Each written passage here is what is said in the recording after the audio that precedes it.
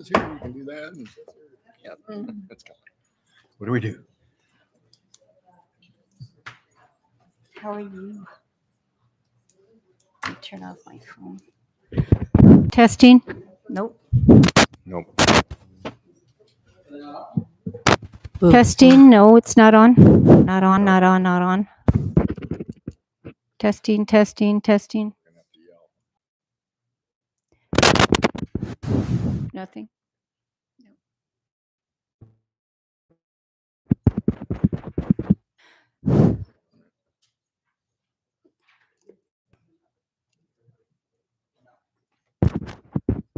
Testing, testing. Nope.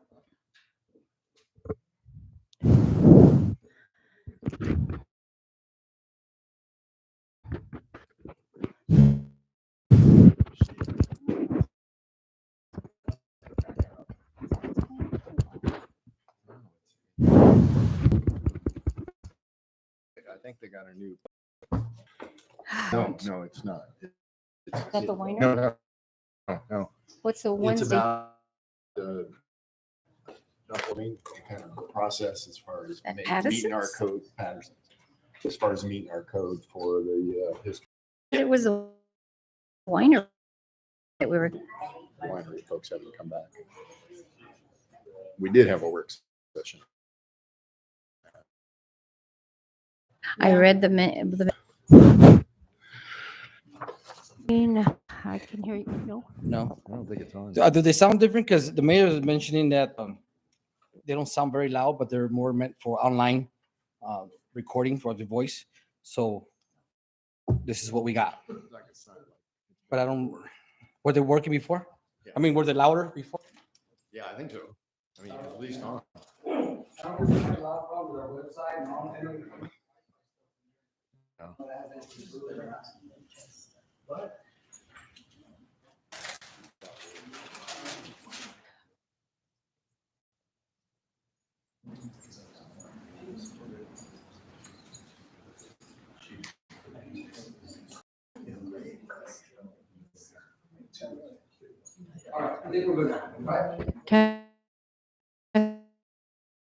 Testing, testing.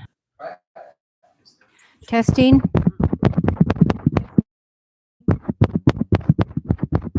Nada.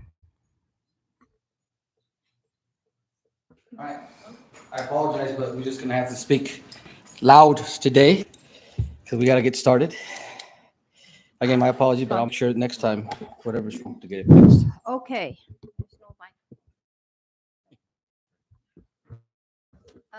Today is Monday, October 21st, 2024. It is the last 5 p.m. First item, and we are here, it's a public hearing for a short-term rental ordinance. First item is Pledge of Allegiance. I would ask everybody to please stand. Allegiance to the flag of the United States of America and to the republic for which it stands, one nation, under God, indivisible, with liberty and justice for all. Our next item is roll call and a determination of quorum. Mr. Salazar, please. Madam Chair Lucero, Present. Commissioner Gallegos, Present. Commissioner Walkinshaw, Commissioner Alba, and Commissioner Mulvihill. Madam Chair, you have quorum. You didn't call me. Oh, yeah, I'm sorry, I skipped you. Oh, I apologize. Commissioner Miller, I even got. I apologize. That's good. We have an extra today. I'm just talking. Is it? Okay. All right. For the other working. Thank you.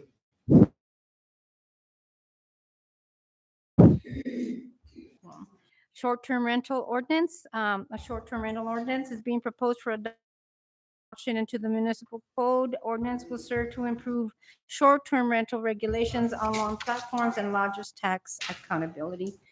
Mr. Salazar, please. Okay. Yeah. Again, hello, commissioners, public members of the community. Today we have scheduled a short-term rental draft ordinance hearing. The purpose of this hearing a ordinance, requirement, regulations of short-term rentals that we haven't had in the past. We have very minimal large tax, as far as how that goes, but as far as regulating short-term rentals, we have it. We did speak about it here with this commission before, but we did actually recommendation from the mayor and the board of trustees. We had meetings, roughly about 6 meetings, and there were 9 members. It was a diverse committee. So some with short-term rental owners, others were not, some business owners, others with residents with concerns with the short-term rental, not concerns, but their ideas and such were, this is very helpful. I'd like to thank them publicly because I think at the beginning there was a lot of diverse and a lot of needs, opinions on what each member wanted, and I think at the very end, we all worked together. They all worked very well together to come to a consensus. And it was going to be proposed as a recommendation because, again, not everybody. I like to thank them for that, and I'm hoping that they also unite as a community and also as a commission. Keep that in mind that overall, Mesilla is the town of Mesilla. Obviously, it comes first, right? And we're going to hopefully come up with consider some approval of this ordinance so we can recommend to the board of trustees, and we need to add conditions or anything like that. That's exactly what this hearing is for. My understanding, speaking with the mayor, he will have a workshop after our hearing with the recommendations, a public workshop with the board of trustees to continue to hear public comment, to continue to hear board of trustees comments, before the actual hearing. So maybe 1, maybe even 2, depending on, the discussion. So again, this is just the first review. It's what we usually call for proposed amendments. Our goal here is to make sure that this does not contradict with the remainder of our code, to make sure that other sections of our code are not going to be, as a lot of it is currently, and to do our best to make sure that that is correct. So we did post notices on time as per our code. We did also post the short-term rental draft, the agenda, in a public place where we normally do. So the residents were able to look at it. I made some copies also of the short-term rental draft for the people that are here tonight, that they can follow along. And we are here today, so here we are. So I am open, Madam Chair, how would you wish for me to proceed? We can go through it page by page, we can read it all. We can open it up to discussion since the commissioners and the public's already had it. And just focuses on. Do you have any questions, any particular question on any of this ordinance that they're proposing that you would like to address now? No, I do not. No. You do not. Did you read that? Yes, I You did. did read it. Yes, today. No questions whatsoever. Not. Any concerns? Do we have an opportunity, once we hear from the public, to comment? I would hope Okay. that we would. Yeah. I would hope that we would because maybe it's something that you Well, overlooked. it's on the agenda to discuss and vote on it. So It Exactly. would seem like that'd be an opportunity. And I did receive the letters from the citizens, and I think one of them was from Mrs. Walkinshaw, Mr. Walkinshaw's wife, stating about the feet.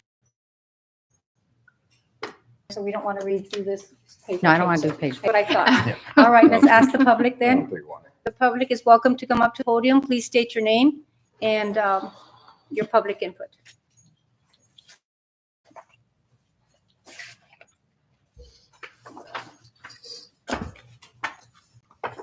Hi, Terry Melendez. My husband had a particular question on when C code allowable STR permits.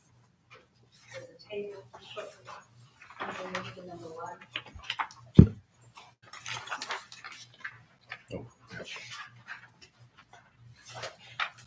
And then when you find it. Okay. Okay, and what, His question was on the first section, historical residential.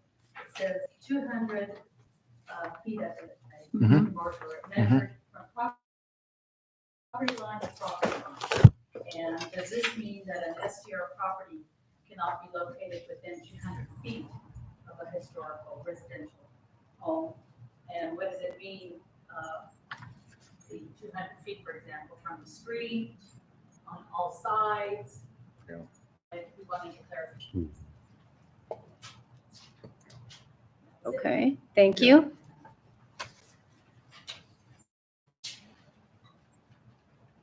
Anyone else?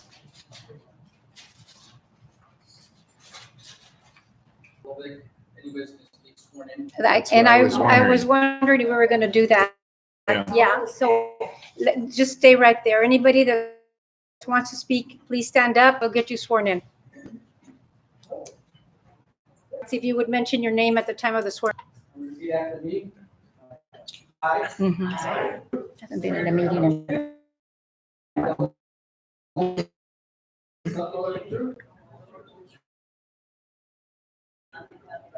as the best of my ability.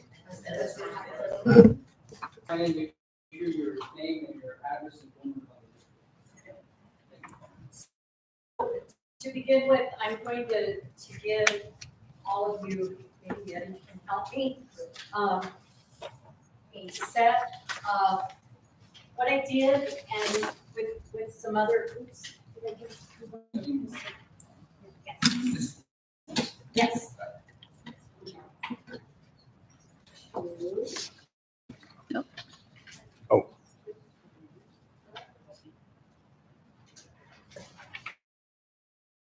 This is one.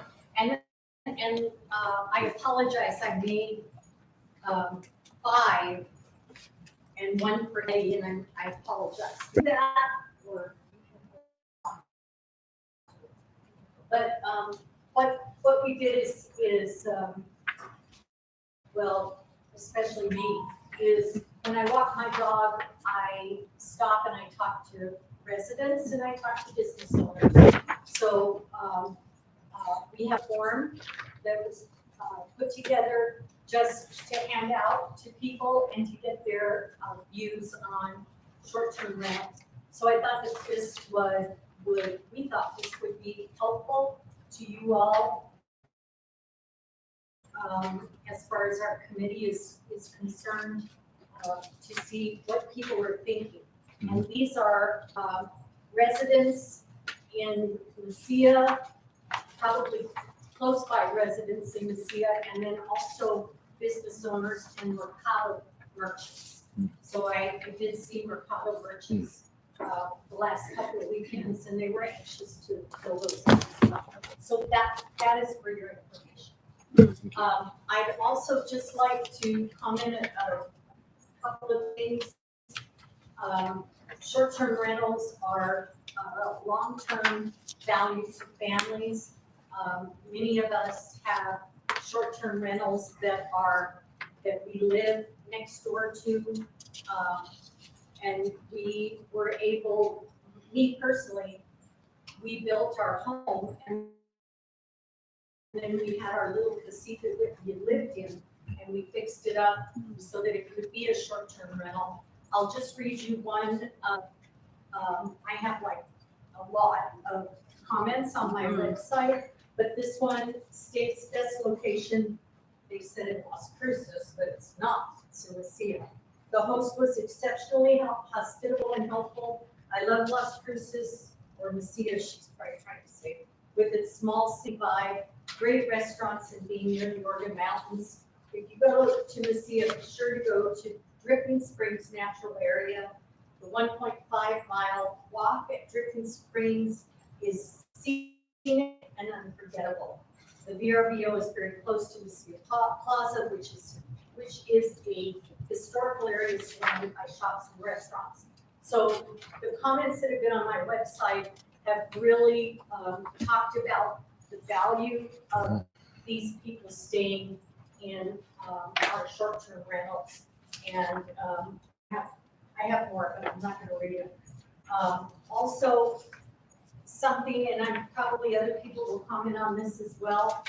The income that we plaster, we've had to see our old and damaged. Also, you know, we had to completely redo the bathrooms because we had to dig a big hole to the pipes. So all of that is very expensive.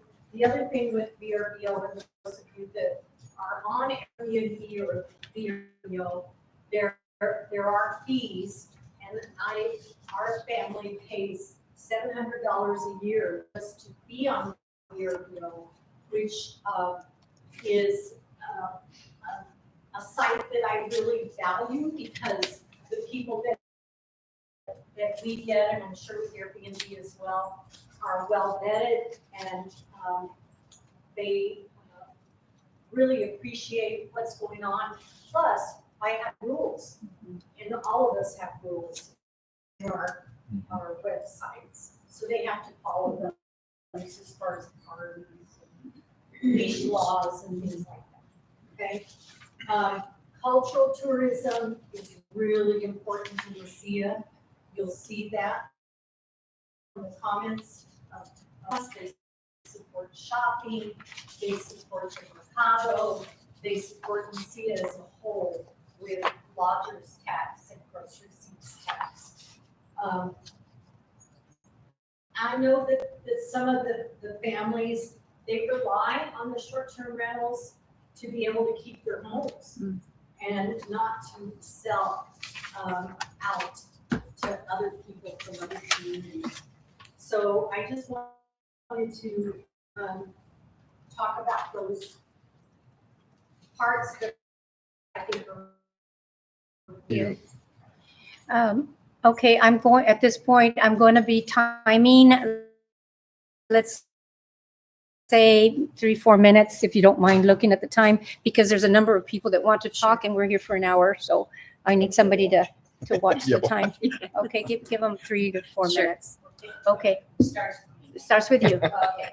My name is Catherine Watkins. I live at 2134 High Acres Hall, and I can't email you guys comments, so I'm not going to spend time reading them. I'm just going to do. I do want many of us are here that were on that. It was a lot of work, and I think some spirited conversation. Some things we agreed with, some we didn't. I'm here about the is a good place, but I think there are some things that need to be tweaked on it. I just want to present just a little bit of perspective to understand, because I know there's been some claims that the short-term rentals are out of control. We have so many. I moved here 10 years ago. I asked the community development planner at the time how many short-term rentals were here. At the time, he said 26. We did research at the ad hoc committee. We're up to 35 now in 10 years. So that's not a significant increase in 10 years. And there hasn't been any documented law enforcement issue or complaint on any short-term rental. So we, as Ms. Rachi just mentioned, there's a huge vetting and scrutinizing process for any short-term rental. We have to go through it. They have to give documented payment information. They have to give address, phone number, all that kind of thing. No one would commit a crime when they have to provide that much identity information. And they're also doubly vetted. So they're reviewed by me, they review me. So all actors are moved out of that. And so I really feel like there's a perception that there's a problem of bad actors and crime coming into the city from short-term rental. I don't think that's where it's coming from. The town marshal confirmed that at a presentation he made to the board of trustees a few weeks back. Also, the economic benefits, however, are significant. We provide money to the town coffers for taxes. We bring businesses like this Mary Helen was just saying. And we also are able to renovate our properties. So that's really important. My husband and I are retirees. The only way we can do that is by doing short-term rentals, and we're paying that construction loan off. No one is making a lot of money at this business. I think there's a few of us that know that. You know, we're maybe covering some expenses of getting supplemental income, but we could not live on it. No way. And there's a lot of benefit going out to Mesilla, free online marketing from all those reviews. One of my most recent ones said, "Oh, Mesilla is so cute, lots to do and great places to eat." I could go on and on. There's 3 specific concerns I have with the ordinance as it is. The 200-foot spacing in historic residential and single-family residential might be an infringement, is an infringement on people's property rights. I wonder myself if I would have to go around to my neighbors and ask, do you want to have a short-term rental? Because yes, it would help me competitively. I'd be the only one around, but it would One more minute. include a multi-generational family across the street from being able to do that. So I really feel if that's going to stay in, first of all, it should be measured like the first commenter said. It's confusing where it's measured. It should be measured from the center of the property, not the property line. You should have people in front of, behind, back of. And if it has to stay in, I'd like to see it reduced to 100 feet. The second concern I have is the underneath that table that talks about the properties that would be exempt from that. And right now it says those that are permitted. In this research that we did for the ad hoc committee, we found that we had about 15 short-term rentals within the Mesilla town limits that are operating without permits. Many of these have been operating for years, and a lot of that has to do with the fact that Mesilla never had a process for permitting short-term rentals. So these people just were doing what they thought they needed to do. No one went out and told them this is what you need to do. And agreed, they should have come in, but you never know, if you move into a place. So the town is going to lose out on a significant amount of lodger's tax, which was the reason to do this ordinance in the first place. If they don't give those people a grace period to come in and get permits. That's time. And I also feel that restricting short-term rentals in the HR zone is really going to be shooting the sea in the foot, because what it's going to do is drive short-term rentals to Las Cruces. And as a result, they'll get the tax and we won't. And then there's a couple other things. There's a specific thing about youth precluded long-term rentals when you changed a couple of the other codes. Okay, And there's an address. we need to cut it off. Thank you very much. Next person.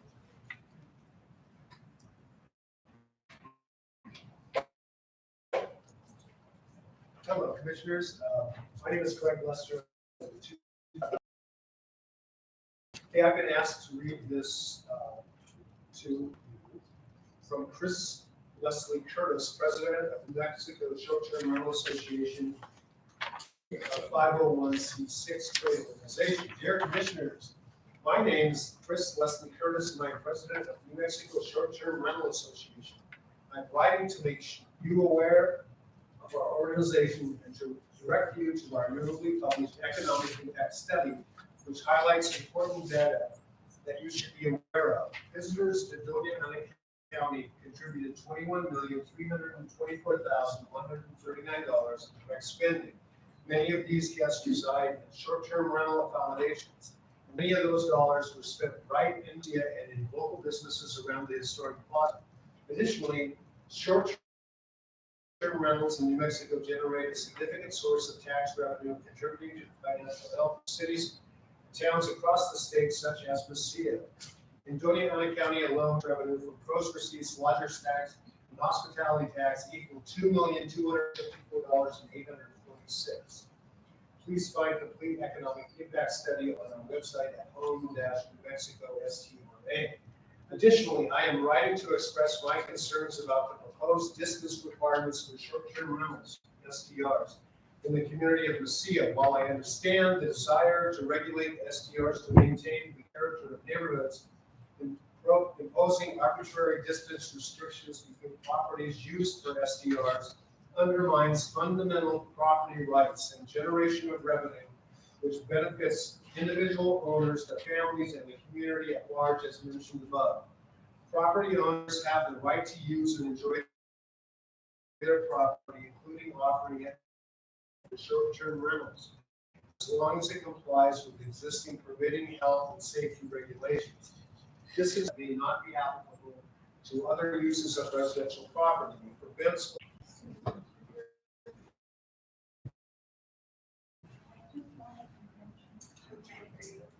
Speak up a little bit, please, Mrs. Kruger. A little bit, because we don't have a microphone. The mics are not working.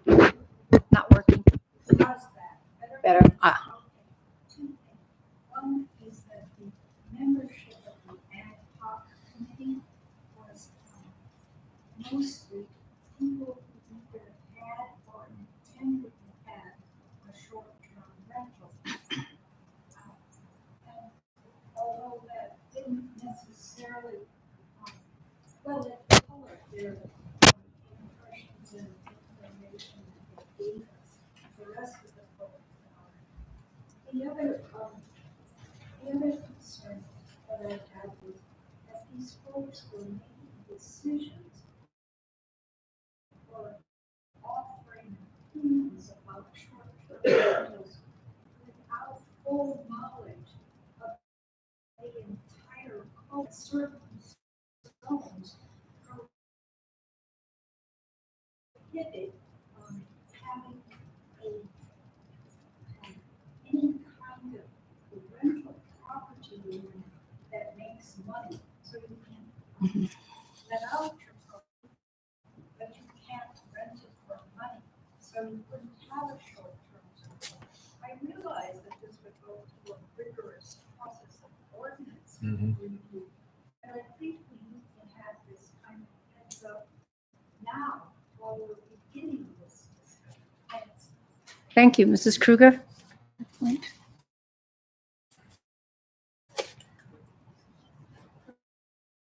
Commissioners, Mary Fisletto, 2363 Payless Review. I also helped work on this ordinance or this proposal. So I understand people needing money to experience it. Where's the struggle residential area that is being proposed at 200 feet? I personally think that's not even enough. I think it should be 500 feet from property line. And I'm talking from each corner of each portion of that property to the next, not all the way around.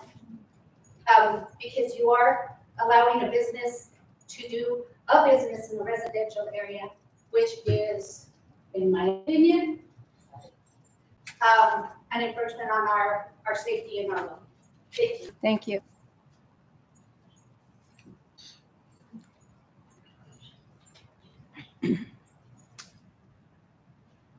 Good evening, Commissioners. Nora Barasa, 2649 Payless. I was looking over the ordinance and I had some questions and concerns, especially under purpose A3. Says SPRs are residential, not commercial use of property, and there's a town of Smith municipal code. My comment on that, if they're not commercial, why are they paying GRT tax and have tax ID numbers? In my opinion, they are considered commercial because they are having to file the necessary paperwork for GRTs, and the town is collecting that GRT fund. My next concern was under C, under total allowable SPRs, under historical commercial and commercial, it says no cap limit on both of them. What exactly does that mean? Is there no limit on the number of STRs in those zones? That's a question I have and would like to see answered. Also on 1820.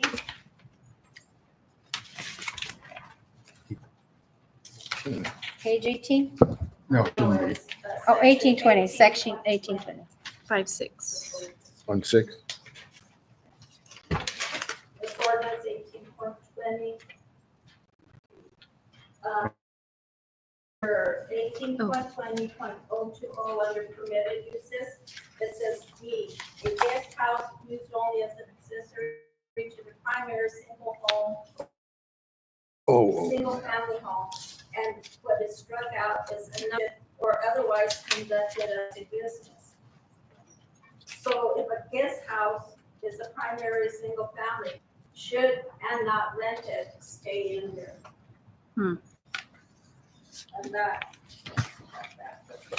Under section 18.30. 020. See, a guest house not rented long-term, what does that mean? I have no clue what that means. And on this section, or used as a business is struck out, but not on the one prior to that. A guest house not are rented long-term. What exactly does that mean? That doesn't make any sense to me. On section 18.25, a guest house is used only as an accessory to the primary single-family home and not rented, and or used as business is struck out, and long-term. And I think that needs to be clarified on. The other is in terms of STRs in historical residential, historical commercial zone. I definitely think you can cap, there could be a cap. Many municipalities have the total number of STRs that are allowed in the community. I think we're opening that can work with long-term rent or purchase homes, build homes, rather than, I truly don't believe, STRs. They might want to spend a day or two shopping here, but they're not going to spend all their money in the town of Mesilla. They're going to go visiting Carlsbad, etc. So our historic significance here in the town of Mesilla, please consider limiting the number of STRs, please. In our community. Thank you. Thank you. My name's Trina Witter, and I wanted to talk a little bit about some misconceptions and reality regarding that renting and dwelling with people who purchase fees in other residential uses does not violate the prohibition of business activity as such to understood as there was also a case, State versus Maples, that determined that while the owner reads this, and actually they referenced this in the opinion, was that while an owner may be receiving rental income, the use of the property is unquestionably residential. The fact that the owner receives rental income is not in any way inconsistent with the property being used as a residence. So it is a residential use of the property. Somebody may have a LLC or a business license to be operating it. It is the use of the property is residential.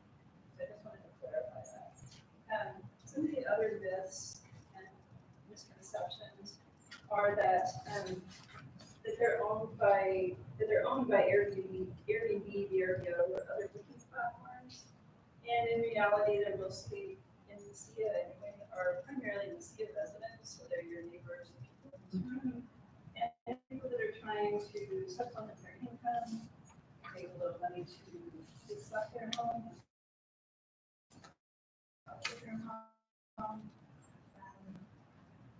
Another misconception, short-term rental lands, they referenced in Oxford for a fractional 0.2 percentage point.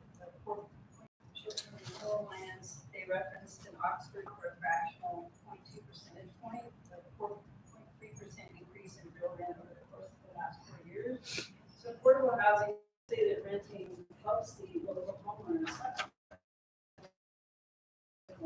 be able to stay in their home. Excuse me. They keep our tourism dollars in our community. They have this multiplicative effect that you're hiring, extra plumbers, you're hiring housekeepers, you're hiring other people. And the effect of dining here and shopping here, as I mentioned before. People like to come and see it and spend money. They do support local jobs. Also landscapers and maintenance technicians. There's a misconception that they destroyed the fabric of the neighborhood. In reality, the average short-term rental guest is a 50-year-old woman traveling with a family of 4. Time. 91% of short-term rentals here. It is time. Sorry, You have time. We're timing it at 4 minutes. Mhm.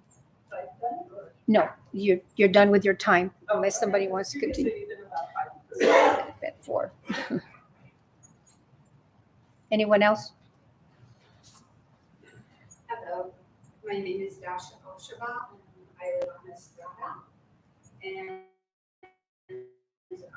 thank you for this opportunity, and I want to thank the town for the ad hoc committee. step in the right direction, Mm. painful as it was. We are told that the new administration wants the CEO to become more business and renovation friendly with emphasis on managed growth. This ordinance appears to be the second most draconian ordinance in the state. With the small number of existing STRs at around 35 verified STRs, a very small growth over the last 10 years, it is difficult to understand why that is. The ordinance can instead focus on encouraging SDRs by distinguishing between good and bad actors and enforce consequences for bad actors. The online platforms are already doing this. Penalizing an entire SDR community in Mesilla will do nothing to actually resolve any issues that may arise on either side. Instead, SDR owners, the town itself, local businesses will all suffer. And residents who may have complaints will not be any closer to have their concerns addressed. I'd like to discuss the fees. Currently, the business license is $35 annually paid by all businesses, which is fair and proper. The SDR application fee in Mesilla is currently $35, one-time fee, and this is fair. The draft ordinance proposes $100 annually. This is arbitrary and capricious. Direct competition to Mesilla SDRs is Las Cruces, which charges $50 one-time fee with no annual renewal. Other comparable communities are Truth or Consequences. They charge a $25 one-time fee, no annual fees. Roswell and Los Lunas have no application fees and no annual fees. The parking fee is fair for SDR owners with no parking, as it's comparable to what other Mesilla businesses are required to do. The late renewal fee of $50 a month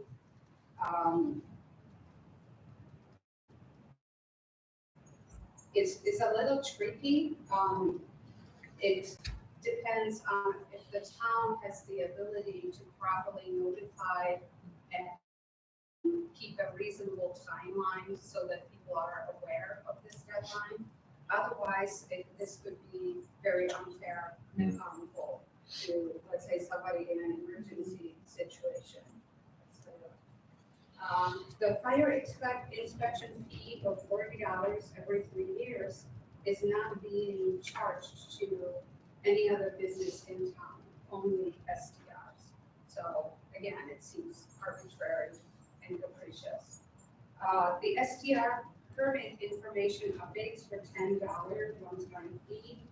I personally feel that updating business information should be encouraged and rewarded. And I don't see any significant purpose for this fee. And the financial income that the town receives probably is likely much less than the administrative costs for processing that fee. So, thank you. Thank you. Anyone else? Pat Taylor, Mesilla. There was a section in the ordinances that stated area requirements being met. That means that building in the HR zone didn't meet the linear footage of 8 feet prior to the ordinance's grandfathered in. How does that affect the language with what we're doing now? Because it seems like it might be cheaper. So I want to kind of reflect on that. There's a lot of course, positive impacts from short-term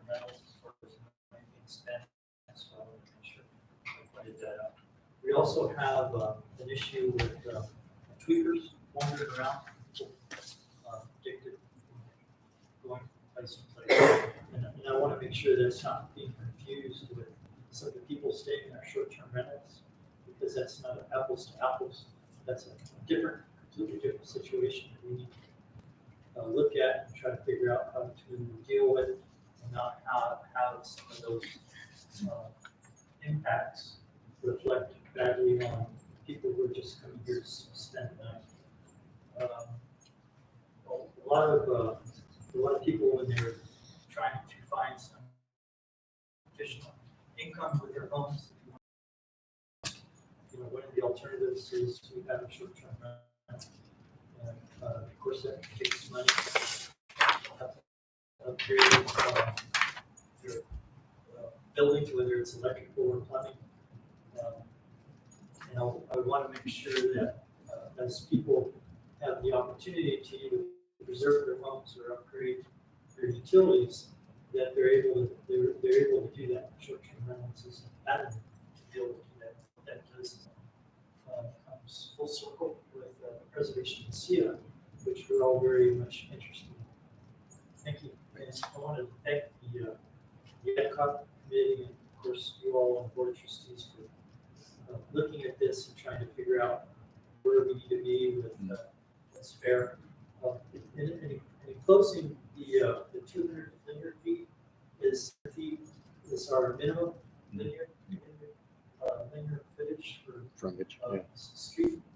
And if we're going to call 200 feet, that really cancels out a lot of people. Is that punitive to people who've been here for the long term who would be able to do that? So I think that's a real concern of going down the streets, and there's not a lot of places that have even 100 linear feet. A lot of these places are have been like this before the ordinances were done. So take a good look at that. Thank you. Thank you. Thank you, Mr. Chair. Anyone else?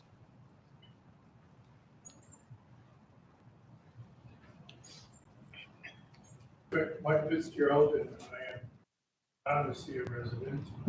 My wife and I have been vacationing in southern New Mexico for about 35 years. In the last decade, we have stayed periodically in 2 different short-term rentals here in the state. Those were instrumental in familiarizing us with the town. I was aware of what we were staying elsewhere, but the experience of actually being here, meeting all the people in Plaza, days when we were having events, staying in restaurants, enjoying those, having a chance to meet so many people who actually live here. Made a big difference to us in our lives. It was actually instrumental in our final decision to sell some property that we had elsewhere in New Mexico and purchase property here. We helped it develop. So I just wanted to thank you. Thank you. Thank you. Anyone else?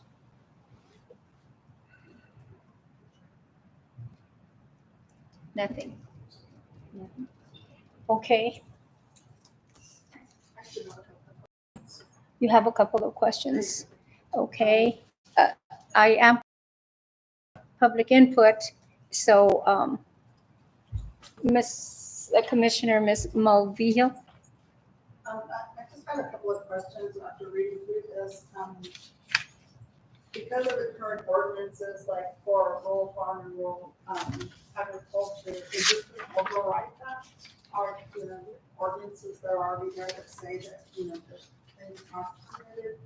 That's question number one. The other one is, will homeowners associations, will they override